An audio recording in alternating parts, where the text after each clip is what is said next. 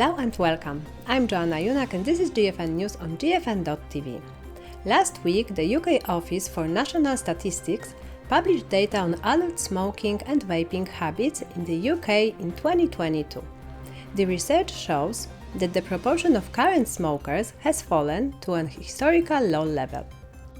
Joining us today to comment on the data and what factors has an influence on the survey findings is Martin Cullip, International Fellow at the Taxpayers Protection Alliance Consumer Centre. Hello Martin, it's nice to see you again on the program. First, what did the research uncover about UK smoking habits?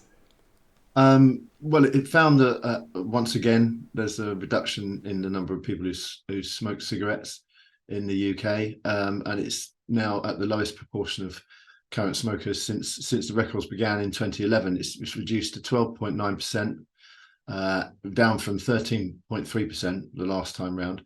It's a decline, but not a swift decline, not swift enough to reach the smoke-free 2030 target.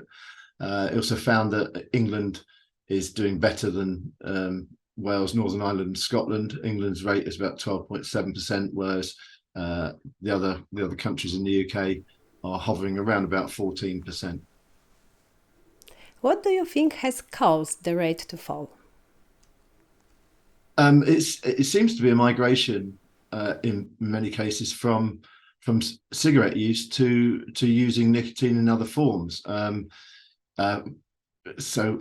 see it's direct substitution. While you see smoking rate going down, you see the e-cigarettes rate going up, and that seems to be the general shift. I mean, there's not much change by way of regulation on cigarettes in the last year, so it seems to be a direct substitution happening between cigarette use and using safer nicotine products. And how about vaping habits in the UK?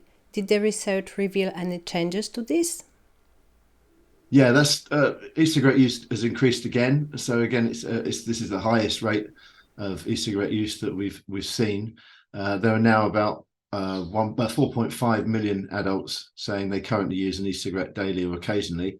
And this is up from last year, which was a high of itself. From 7.7%, so it's moved up to 8.7%. Why do you think the vaping rate has changed in some age groups?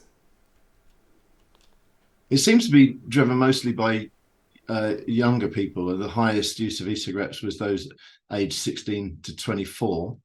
Whereas if you look at the statistics, I mean, the people over 60 vaping is still only around 4%, just over 4%. Still a rise in those over 60s using e-cigarettes, but not as dramatic as those of younger age groups. 16 to 24-year-olds saw a big rise. So it seems to be that there's a substitution effect where with the different forms of nicotine available, younger people are more inclined to use e-cigarettes these days than they are to smoke, which should be seen really as a good thing. I mean, it seems that they're shunning smoking, but embracing vaping. It looks like we see that in the younger age, at 16 to 25, there's almost as many people vaping now as smoking. There's very little difference. So it seems to be that the vaping rate in the younger age groups will overtake the smoking rate maybe next year, very, very soon. Final question to you, Martin. How did the UK media report on this story? Strangely, they all seem to focus on the increase in vaping in younger females, 16 to 24-year-old females. From 2021, there was 1.9% used vaping products, and now they're up to 6.7%. And all of the BBC, the Guardian, all the media seem to focus on this, that there was a dramatic increase in young females using e-cigarettes. It's almost implying that somehow this is shameful that women are vaping. I mean, as far as I consider it, is women are just people like the rest of us. It seems very patronising to highlight that. An article in the Guardian, for example, didn't report on the fact that we have the lowest smoking rate ever until paragraph 9 of their report, almost as if it was inconsequential.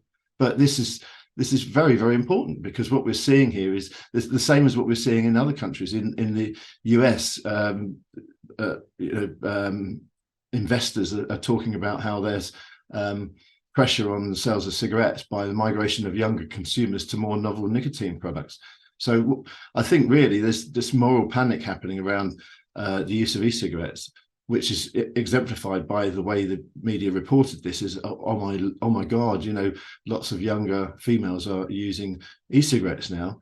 But it really largely ignores the much more significant, dramatic drop in the use of cigarettes, which really is the story, or should be the story here.